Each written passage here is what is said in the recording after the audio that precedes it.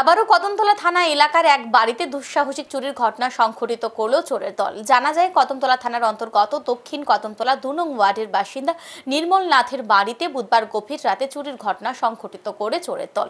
গভীর রাতে চোরের দল ঘরের গ্রিলে থাকা তালা ভেঙে ঘরে প্রবেশ করে।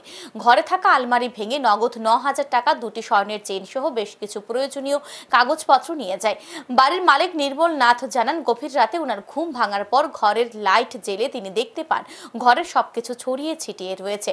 ঘরে থাকা আলমারি খোলা। তখন তিনি অনুমান করতে পারেন ওনার ঘরে চুরির ঘটনা সংঘটিত করেছে চোরের দল। সাথে সাথে তিনি কদমতলা থানার পুলিশকে খবর দেন।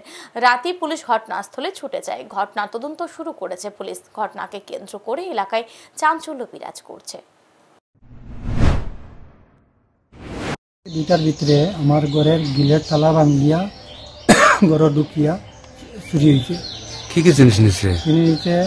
ক্যাশ ৯,০০০ টাকা আর গলার দুটা চেইন, একটা একবারের উপরে আর একটা হইলে একবারে তুই অল্প কম।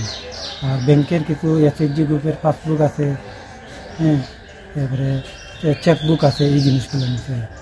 এই ব্যাপারে থানাতে কমতলা জানিয়েছেন? থানাত কমপ্লেন করতে থানার সঙ্গে সঙ্গে রাত্রে তারা ২টার সময় থানা আইছে। থানা আইয়া সব ভেরিফিকেশন করলে তারা গেছে।